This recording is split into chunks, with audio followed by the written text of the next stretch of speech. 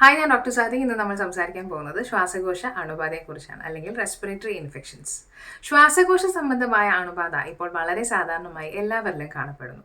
കൊച്ചുകുട്ടികൾ മുതൽ മുതിർന്നവരും അതിനിടയിലുള്ളവരും ഏതു പ്രായക്കാരിലും വളരെ കോമൺലി ഇപ്പോൾ റെസ്പിറേറ്ററി ഇൻഫെക്ഷൻസ് അല്ലെങ്കിൽ ശ്വാസകോശ അണുബാധ കണ്ടുവരുന്നു. എസ്പെഷ്യലി കോവിഡിന് ശേഷമാണ് ഇങ്ങനെ ഒരു വ്യത്യാസം നമുക്ക് കാണാൻ സാധിക്കുന്നത്. വളരെ മൃദുവായ വായു അറകൾ ചേർന്നതാണ് ശ്വാസകോശം. നമ്മൾ ശ്വസിക്കുന്ന വായുവിലെ അണുക്കളെ മിക്കവാറും ശ്വാസകോശം തന്നെ നശിപ്പിക്കാൻ ശ്രമിക്കുന്നു. എന്നാൽ ചിലപ്പോഴെങ്കിലും ഈ അണുക്കൾ ശ്വാസകോശത്തിന് നശിപ്പിക്കാൻ കഴിയുന്നതിലും ഏറെയാകുന്നു. ആ സമയങ്ങളിലാണ് നമ്മുടെ ശ്വാസകോശത്തിൽ അണുബാധയുടെ ലക്ഷണങ്ങൾ കണ്ടുവരുന്നത്. ശ്വാസകോശ അണുബാധ ഏതു പ്രായക്കാരിലും വരാമെങ്കിലും കുട്ടികളിലും പ്രായമായവരിലുമാണ് ഇത് വളരെ കൂടുതലായും കാണുന്നത്. കൂടാതെ പ്രമേഹം, ജീവിതശൈലി രോഗങ്ങൾ, ഹൃദ്രോഗം, അമിതവണ്ണം, HIV, പോഷകക്കുറവ്, പുകവലി, മദ്യപാനം എന്നിവയുള്ളവർക്കും ശ്വാസകോശ സംബന്ധമായ അണുബാധ വരാനുള്ള സാധ്യത വളരെ കൂടുതലാണ്. ഇപ്പോഴത്തെ അവസ്ഥയിൽ കോവിഡ് വന്നവർക്കും ഇങ്ങനെ ഒരു റെസ്പിറേറ്ററി ഇൻഫെക്ഷൻ അല്ലെങ്കിൽ ശ്വാസകോശ സംബന്ധമായ അണുബാധ വരാനുള്ള സാധ്യതയും വളരെ കൂടുതലാണ്. ഈ പറഞ്ഞവരിൽ എല്ലാവർക്കും ശ്വാസകോശ സംബന്ധമായ അസുഖങ്ങൾ വരികയാണെങ്കിൽ അത് ന്യൂമോണിയായി മാറാനുള്ള സാധ്യതയും ഏറുന്നു. ശ്വാസകോശ സംബന്ധമായ രോഗലക്ഷണങ്ങളെ രണ്ടായി തരംതിരിക്കാം. ഒന്ന്, അപ്പർ റെസ്പിറേറ്ററി ട്രാക്ട് ഇൻഫെക്ഷൻ. രണ്ട്, lower respiratory tract infection. Upper respiratory tract ഇൻഫെക്ഷനിൽ മിക്കപ്പോഴും ജലദോഷം, തൊണ്ടകുത്തിയുള്ള ചുമ, തൊണ്ടവേദന, പനി, ജലദോഷം, മൂക്കൊലിപ്പ്, തലവേദന, ചെവിവേദന എന്നിങ്ങനെയായിരിക്കും. അതിന് നമുക്ക് pharyngitis, tonsillitis, otitis media, sinusitis എന്നിങ്ങനെ തരംതിരിക്കാം. എന്നാൽ ലോവർ റെസ്പിറേറ്ററി ട്രാക്ട് ഇൻഫെക്ഷൻസിൽ പൊതുവെ അപ്പർ റെസ്പിറേറ്ററി ട്രാക്ട് ഇൻഫെക്ഷനേക്കാളും കൂടുതലും കഠിനമായിരിക്കും. ഇവിടെ ബ്രോങ്കൈറ്റിസ്, ന്യൂമോണിയ, ശ്വാസം മുട്ടൽ, കഫത്തോടു കൂടിയുള്ള ചുമ, പനി, ബ്രോങ്ക്യോളൈറ്റിസ്, TB എന്നിങ്ങനെ പല രീതിയിലായിരിക്കും അസുഖങ്ങൾ മാനിഫെസ്റ്റ് ചെയ്യുന്നത്. ശ്വാസകോശത്തിൽ എന്തെങ്കിലും തരത്തിലുള്ള പ്രശ്നങ്ങൾ ഉണ്ടായാൽ ഒരു മനുഷ്യൻ്റെ ശരീരത്തിൽ വേണ്ട ഓക്സിജൻ കറക്റ്റായിട്ട് എത്താനുള്ള സാധ്യത വളരെ കുറവാണ്.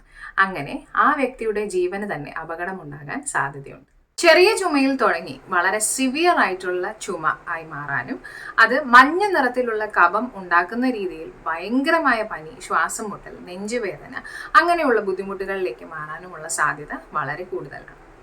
കാരണങ്ങൾ പലതാകാം. ഒന്നുകിൽ ബാക്ടീരിയ, അല്ലെങ്കിൽ വൈറസ്, അല്ലെങ്കിൽ ഫംഗൽ, അല്ലെങ്കിൽ മൈക്കോപ്ലാസ്മ, ഏത് വേണമെങ്കിലും കാരണമായി മാറും. ഇതിനെ നമുക്ക് എങ്ങനെ നിർണ്ണയിക്കാം? രോഗനിർണയത്തിന് വേണ്ടി ബ്ലഡ് റുട്ടീൻ എക്സാമിനേഷൻസ് ഉണ്ട്. രക്തപരിശോധനയിൽ ബ്ലഡ് കൗണ്ട്സ്, CRP, ESR എല്ലാം വെച്ച് പനിയുടെ അളവ് വൈറസ് ആണോ ബാക്ടീരിയ ആണോ എന്നൊക്കെ നമുക്ക് തിരിച്ചറിയാൻ കഴിയുന്നു. ചെസ്റ്റ് എക്സ്റേ എടുത്താൽ ന്യൂമോണിയ പാച്ചസ് ഉണ്ടോ, TB ആണോ എന്നൊക്കെ മനസ്സിലാക്കാനും സാധിക്കുന്നു. അതുപോലെ തന്നെ ഓക്സിജന്റെ അളവ് ഒരാളുടെ ശരീരത്തിൽ കണ്ടുപിടിക്കാൻ വേണ്ടി സാച്ചുറേഷൻ പ്രോബ് ഉണ്ട്.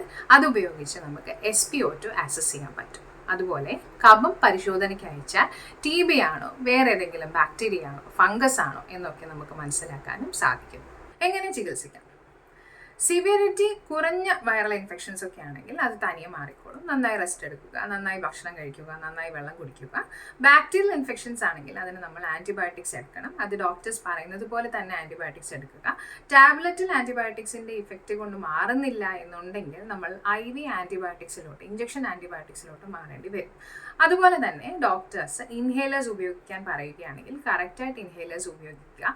നമ്മുടെ ശ്വാസകോശത്തിനുണ്ടാകുന്ന ഇൻഫ്ലമേഷൻ, ഈ ഒരു അസുഖത്തോടനുബന്ധിച്ചുണ്ടാകുന്ന ഇൻഫ്ലമേഷൻ കുറയ്ക്കാനും ശ്വാസം മുട്ടൽ തടയാനും ഓക്സിജൻ ശരീരത്തിൻ്റെ എല്ലാ ഭാഗത്തും കറക്റ്റായി എത്തിക്കാനുമാണ് നമ്മൾ ഇൻഹേലേഴ്സ് സഹായിക്കും. തുടക്കത്തിൽ ചികിത്സിച്ചാൽ പിന്നെ ദുഃഖിക്കേണ്ട ആവശ്യമില്ല. തടയാൻ നമ്മൾ എന്താ ചെയ്യേണ്ടതെന്ന് വെച്ച് കഴിഞ്ഞാൽ നന്നായി കൈ കഴുകുക, വൃത്തിയായി സൂക്ഷിക്കുക, അസുഖമുള്ള വ്യക്തികളിൽ നിന്ന് മാറി നിൽക്കുക. കോവിഡ് കാലത്ത് നമ്മൾ അധികമായി മാസ്ക് ഉപയോഗിച്ചിരുന്നു. ഇപ്പോഴും റെസ്പിറേറ്ററി ഇൻഫെക്ഷൻസ് എല്ലാം വളരെ കൂടുതലായി കാണുന്നത് കൊണ്ട് മാസ്ക് ധരിച്ച് പുറത്തിറങ്ങുന്നതും വൃത്തിയായിരിക്കുന്നതുമാണ് ഇത് തടയാനുള്ള ഏറ്റവും നല്ല പോംവഴി. റെസ്പിറേറ്ററി ഇൻഫെക്ഷൻ അല്ലെങ്കിൽ ശ്വാസകോശ സംബന്ധമായ അണുബാധയെ ലൈറ്റായിട്ട് എടുക്കുന്നവരുണ്ട്. ചെറിയൊരു പനിയാണ്, ചെറിയൊരു ചുമയാണ്, ചെറിയൊരു ജലദോഷം അങ്ങനെയൊക്കെ പറഞ്ഞ് ലൈറ്റായിട്ട് മരുന്നൊന്നും കറക്റ്റായിട്ട് കഴിക്കുന്നില്ല എന്നുണ്ടെങ്കിൽ കോംപ്ലിക്കേഷൻസ് ഉണ്ടാകാനുള്ള സാധ്യത വളരെ കൂടുതലാണ്. സോ ആദ്യമേ തന്നെ രോഗം അപ്പർ റെസ്പിറേറ്ററി ട്രാക്ട് ഇൻഫെക്ഷൻ ആയിരിക്കുന്ന സമയം, ഒരു ജലദോഷത്തിൽ തുടങ്ങുന്ന സമയത്ത് തന്നെ നമുക്ക് ട്രീറ്റ് ചെയ്യുകയാണെങ്കിൽ അത് പിന്നീട് lower respiratory tract infection, pneumonia പോലുള്ള കണ്ടീഷൻ ആകാതിരിക്കാനും ഡോക്ടേഴ്സ് പറയുന്നത് പോലെ കറക്റ്റായിട്ട് മരുന്നുകൾ, ആൻറ്റിബയോട്ടിക്സ് ആണെങ്കിലും ഇൻഹേലേഴ്സ് ആണെങ്കിലും കറക്റ്റായിട്ട് ഉപയോഗിക്കുകയാണെങ്കിൽ നമുക്ക് കോംപ്ലിക്കേഷൻസ് ഒഴിവാക്കാം. Thanks for watching. If you are liking my videos, please do like, share and subscribe. Thank you.